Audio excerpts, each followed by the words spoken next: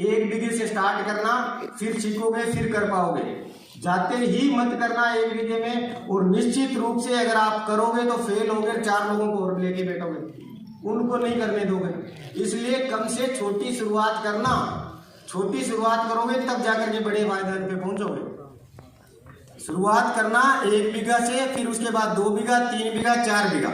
हमारे पास कोई चीज, आपको पता है सभी लोगों को कि वातावरण के अंदर नाइट्रोजन की मात्रा कितनी परसेंट है? 78% है कि नहीं है? लेकिन हमारे पास क्या है, उसको इकट्ठे करने के लिए जीवाणु नहीं है।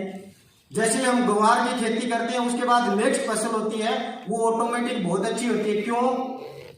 क्योंकि वो दलहनी फसल है, उसके अंदर नाइट्रोजन स्थिरीकरण छोड़ दिया उसने करके, और नेक्स्ट फसल में क्या हुआ, अच्छी ग्रोथ हुई। आज चीज तो जानो नहीं थे, लेकिन अपन ये की नहीं ठाको जब इनके अंदर किस्सो जीवाणु है, किस्से पर नाइट्रोजन भेड़ी करी। अभी अपन नॉर्मली बात करा, अगर बाइक को टायर पंचर हो जाए, बाइक को टायर पंचर हो जाए तो अपन क्या करा, हवा डलवाण का खट जाना पड़ा, अपन एक मिस्त्री करने जाना पड़ा है, जगह के अंदर ढोलकी है, जगह के अंदर मोटे ढोलकी है, भी हवा रेडी है। वातावरण में हवा तो बहुत है, आप कह दिया हवा हवा आई थोड़ी मेरे बाइक के टायर में गली, कौन बड़ा नहीं। तो बाई चीज है वो जीवामृत है नहीं, कि जीवामृत के अंदर सूक्ष्म जीव है, और वह सूक्ष्म जीव बा टंकी है, भी टंकी ना अपन खेत के वहां जानी है, और बाकी आसी जीवामृत। जीवामृत के अंदर जितना भी सूक्ष्म जीव है वह सारा का सारा वातावरण के अंदर नाइट्रोजन है, और जगह पोषक तत्व है, प्लस में अपना जितना मिट्टी के अंदर जगह पोषक तत्व स्तर हो गया, जगह एक जगह इकट्ठा हो गया, वह की काम में को ध्यान लाग रहा नहीं, बन अवेलेबल फॉर्म में करवा के पौधा तक पहुंचाने को काम करे। तो बात की ढोलकी अपन तैयार करनी है नहीं, बात ढोलकी बनानी है अपन। और जबकि बात सूक्ष्म जीवा का तरह सारा मोटी की चीज की जरूरत पड़े कि सूक्ष्म जीवा ने भी भोजन चाहिए। अगर थाना आधा घंटा रोटी नहीं मिले नहीं तो सारू हॉस्टल चक दो भी खातर बा सूक्ष्म जीवान जगी रोटी चाहिए नहीं, बा रोटी है वो ऑर्गेनिक कार्बन है, जो अपनी मिट्टी के अंदर आज 0.2% भी नीचे जाना लाग रहे है। क्यों जान लाग रहे हैं? जितना भी बूढ़ा माइक बैठे हैं बन पूछ लियो जागे के हमेशा गोबर की खाद गिरता खेत के मां, और आपा जब यूरिया डीएपी फर्टिलाइजर आपा काम में लेने लगे नहीं, गोबर बांस आने लग गया बन सारों के लिए तो भी बांस ने खत्म करो, जब जाके आप प्राकृतिक खेती कर सकांगा। आपने कहना सारी चीजें आप लगातार कहने लग रहा खेती घाटा में जावे, खेती घाटा में जावे। क्यों जावे खेती घाटा में? अभी थोड़ी देर बाद बताना कह रहे पंचगव्य बतासी, तो पंचगव्य में धंधा की एक चीज बढ़े, 5 चीज बढ़े, 1 किलो घी बढ़े, और घी को अगर रेट की बात करो नहीं थे तो घी को रेट है 1200 रुपया किलो। अब देखे 1200 रुपया गिरने के पूरा वहां, लेकिन वो 1200 रुपया घी को आप एकदम सस्तो है। सस्तो ये है कि आप अगर खेत की चीजा पशुआ ने खिलाने लग रहा, और पशुआ की चीजा अगर आप खेत में ले जाने लग रहा तो अपना पीसा लग गया घटे। घिया की कुंडा रेडी रहती पुराने टाइम में, देच का होता मोटा मोटा, आज आपने घी देच के हम बोल रहे थे। और जबकि नॉर्मल सी बात करा, मिट्टी अपनी की है, मिट्टी अपनी है। अगर के नॉर्मली देखो तो आपने घरे घी की गिलोड़ती वह सारा गए, और बिंग में चूंटी तो पागे शाम ना पार सुबह आप ले लेवा, शाम ने ले लेवा। अगर भी चूंटी में लगातार आप घी की गिलोड़ती में घी काटता रहा तो बा कितना दिन चलेगी। तो आ मिट्टी अपनी घी की गिलोड़ती है, इंग में वापस आप पुगायो है कि कौन पुगायो, लगातार आप फसला लिया इंटेंसिव खेती। सरसों बीज दी, सरसों बाद में कणक कणक नरमो लेता ही लेता आया, यानी आप जमीन में पोषक तत्व निकाले ही निकाले है। मक्खन आप रोज अगर नहीं गाला नहीं तो वो मक्खन खत्म हो जाए। आपने एक आतर्ज की मिट्टी है नहीं, अपनी मिट्टी बा एक गिलोड़ती है, और बिंग अंदर आप अगर कोई उपजाऊ पर लेन लाग रहा, पान लेन लाग रहा नहीं तो बिंग में वापस अपन गालना भी जरूरी है। एक आदर थाने कहने लग रहा आज की प्राकृतिक खेती है नहीं। दूसरी चीज आप ले गया वहां डीएपी ले गया, वहां यूरिया ले गया, वहां पीसा लगे कौन लगे बिकते में अपने सेट तैयार हो जाए घरे, और भी सेट हमेशा अपने काम करेगा। वो क्या है मैं पहले आपको बताता हूँ कि प्राकृतिक खेती है ना, उसके फायदे क्या क्या है।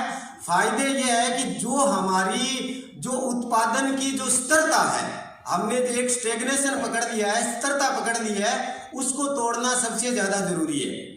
स्थिरता क्या है? जो उत्पादन हमारा गेहूं का 10 से 12 कुंटल हो रहा गंगानगर की साइड, बाकी जगह अगर 5 से 6 कुंटल या 8 से 10 कुंटल हो रहा है, उसमें स्थिरता आ गई है, वो स्थिरता आ गई। लेकिन हमने जो उर्वरक डाल रहे हैं वो 50 किलो डालते थे, उसको हमने 1 कुंटल पे ले आए, 1 कुंटल से हमने 1.5 कुंटल यानी 150 किलो तक उर्वरक हमने डाल दिया। लेकिन हमारा उत्पादन वहीं पड़ा है 8 से 10 क्विंटल के आसपास। अब वो 8 से 10 क्विंटल के आसपास पड़ा है, उस स्थिरता को तोड़ने के लिए हमारे पास एकमात्र साधन है, वो प्राकृतिक खेती है। ताकि हम उसमें क्या है, ऑर्गेनिक कार्बन की मात्रा बढ़ाएंगे, सूक्ष्म जीवों की मात्रा बढ़ाएंगे, तब जाकर के क्या होगा, वहां पे वो स्थिरता टूटेगी।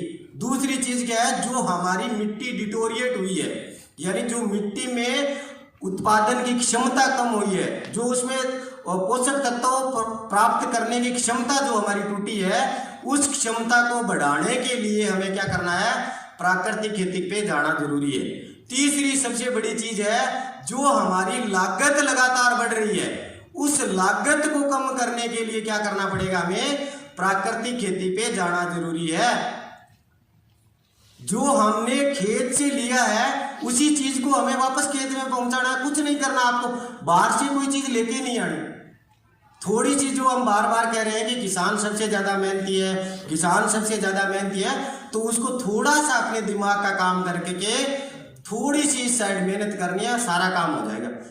इस चीजों में सिर्फ प्राकृतिक खेती में आपको 3 चीजों को ज्यादा ध्यान देने की जरूरत है। एक तो आपको आपके पास छायों की सुविधा होनी चाहिए। कोई भी चीज तैयार करो, आप भले जीवामृत करो, घन जीवामृत करो, बीजामृत करो, नीमास्त्र करो, अग्नि अस्त्र करो, पंचगव्य करो, कुछ भी अगर आप तैयार करोगे तो सबसे पहले आपको जरूरत पड़ेगी पानी की, छांव की। क्योंकि जितने भी सूक्ष्म जीवों की बात करते हैं ना हम, सारे के सारे जीवित प्राणी हैं, और जितने भी जीवित प्राणी हैं वो सांस लेंगे, और सांस लेंगे और उनको धूप इफेक्ट करेगी। जो धूप गिरेगी वो धूप से वो मृत्यु हो जाएगी उनकी, तो उनको पानी और छाया की सबसे ज्यादा जरूरत पड़ती है। अगर खेतों में डालते हैं ना हम यहाँ तैयार करके, तो वहां पे उनकी संख्या क्या हो जाती है, करोड़ों में संख्या चली जाती है। उनमें से अगर 1,00,000 2,00,000 मर भी जाते हैं तो कोई फर्क नहीं पड़ता।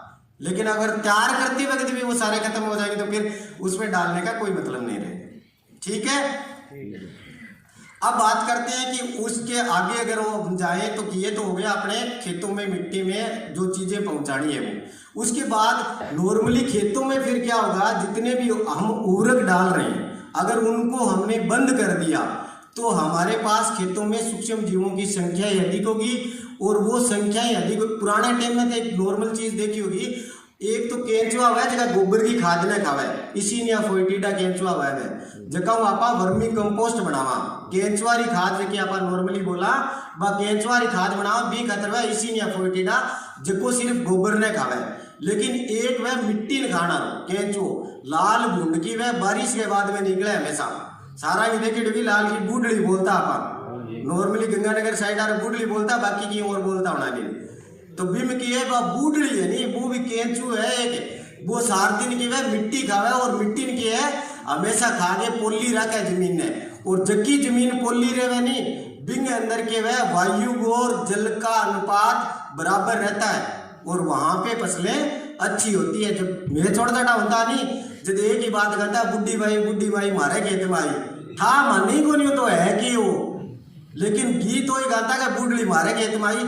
अगर मारे खेत में ज्यादा उसी बुढ़लिया की संख्या तो मारे फसल को उत्पादन उसी को ज्यादा उसी, तो भी बुढ़ली ने भी आपा बचानी है। लेकिन आपा फर्टिलाइजर घाल के बंसारियां खत्म कर दी, हालांकि वह मरी को नहीं, वह जमीन में गहराई में चली गई है।